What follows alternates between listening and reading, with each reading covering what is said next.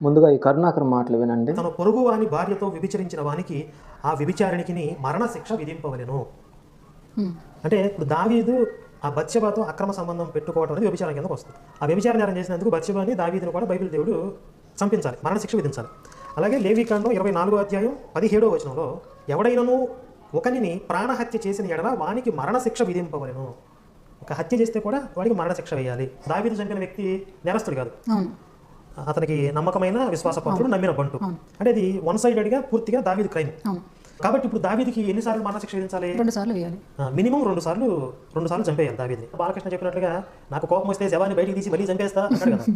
అలాగే బైబిల్ దేవుడికి కూడా అంత కోపం ఉంటే, అంత రోషం ఉంటే దావీదుని ఒకసారి చంపి శవాన్ని పాతేసి మళ్ళీ బయటికి తీసి మళ్ళీ చంపించాలి. విషయం ఏంటంటే లేవియాకాండము 20వ అధ్యాయం 10వ వచనమును, లేవియాకాండం 24వ అధ్యాయం 17వ వచనమును కరుణాకర్ చూపిస్తూ, మొదటిగా లేవియాకాండం 20వ అధ్యాయం 10వ వచనంలో ఎవరైతే వ్యభిచారం చేస్తారో వారికి మరణశిక్ష వేయాలని ఉంది కదా. అలాగే లేవియాకాండం 24వ అధ్యాయం 17వ వచనంలో ఎవరైతే హత్య చేస్తారో వారికి మరణశిక్ష వేయాలని ఉంది కదా. కనుక ఈ 2 మాటల ప్రకారంగా దావీదు ఊరియా భార్య విషయంలోనైతేనేమి, ఊరియా విషయంలోనైతేనేమి చేసిన 2 తప్పులు చేశాడు. ఈ 2 తప్పులకు 2 సార్లు మరణశిక్ష వేయాలి కదా. మీ బైబిల్ దేవుడికి కోపం, రోషం ఉంటే దావీదును చంపి పాతిపెట్టి మరలా లేపి మరలా చంపాలి కదా అని చెప్పి కరుణాకర్ మాట్లాడుతున్నాడు. నిజానికి కరుణాకర్ మంచి ప్రశ్న లేవనెత్తాడు. అయితే ఇంకాస్త ముందుకెళ్ళి బైబిల్ని, దేవుని అర్థం చేసుకుని ఉంటే సమాధానం దొరికిండేది. కోర్స్ వీరికి సమాధానం తెలుసు, ఎందుకంటే బైబిల్పై ఇంత రీసెర్చ్ చేస్తున్న వీళ్ళకు ఆ సమాధానం తెలియకుండా ఉంటుందా? ఖచ్చితంగా తెలుసు. అయితే వీరు చెప్తారంటే చెప్పరు, వారికి అవసరం లేదు. అయితే ఈ ప్రశ్నకు సమాధానం మనం ఆలోచన చేస్తే ఇక్కడ దేవుని గురించి తెలుసుకోవాల్సిన విషయం మరొకటి ఉంది. ఏంటనంటే లేవియాకాండం 20వ అధ్యాయం 10వ వచనంలో, లేవియాకాండం 24వ అధ్యాయం 17వ వచనంలో ఎవరైతే అత్యాచారాలు చేస్తారో చేసిన వారికి మరణశిక్ష వేయాలని చెప్పి మోషే గారి ద్వారా చెప్పిన దేవుడే అంతకంటే ముందుగా, ఆ మాటల కంటే ముందుగానే ఆయన ఎలాంటి వాడో, ఆయన స్వభావం ఏంటో కూడా చెప్పాడు. ఒకసారి ఆ మాటను చూద్దాం. నిర్గమకాండం 34వ అధ్యాయం 6 నుంచి 7 వచనాలను జాగ్రత్తగా చూస్తే దేవుడు తానంటే ఏంటో చెప్తున్నారు.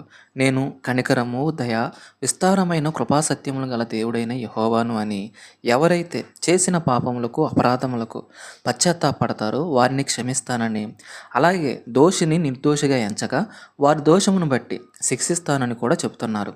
గనుక ఇక్కడ దేవుడంటే చేసిన తప్పుకు శిక్ష వేస్తాడు, పశ్చాత్తాపడితే క్షమను అనుగ్రహిస్తాడని, దేవునికి ఈ 2 లక్షణాలు ఉన్నాయని బైబిల్ని బట్టి మనం అర్థం చేసుకోవాలి. ఇక్కడ దావీదు గారి విషయంలో కూడా అదే జరిగింది. అయితే ఈ మాటలను బట్టి కూడా మరలా సందేహం రావచ్చు. ఏంటనంటే దోషుని నిర్దోషిగా ఎంచని దేవుడు చేసిన తప్పును బట్టి దావీదు దోషే కాబట్టి తప్పకుండా శిక్ష వేయాలి కదా అని చెప్పి.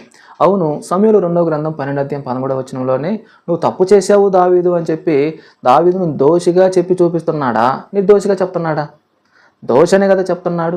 నేను తప్పు చేశాను, దేవా నన్ను క్షమించానని చెప్పి దేవుడిని క్షమాపణ కోరుకున్నాడు, పశ్చాత్తాపడ్డాడు కాబట్టి దావీదు గారిని దేవుడు క్షమించాడు. అప్పుడు ఆయనకి క్షమ లభించింది. కనుక బైబిల్లో ఏ మాటలు ఎక్కడ ఎలా అప్లై అవుతాయి అన్నది జాగ్రత్తగా అర్థం చేసుకుంటేనే బైబిల్ అర్థమవుతుంది. లేకపోతే ఇలాగే అపార్థం చేసుకోవాల్సి వస్తుంది.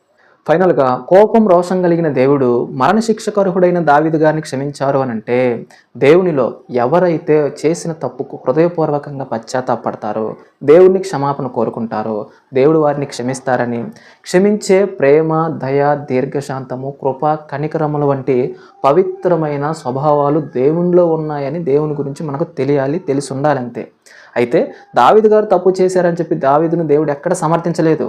చేసిన తప్పుకు మరణశిక్ష కాకుండా ఇక భూమి మీద ఎన్ని రకాలుగా శారీరకంగాను, మానసికంగాను ఎన్ని రకాలుగా అనుభవించాలో అన్ని రకాలుగా అనుభవించారని బైబిల్ చెబుతుంది.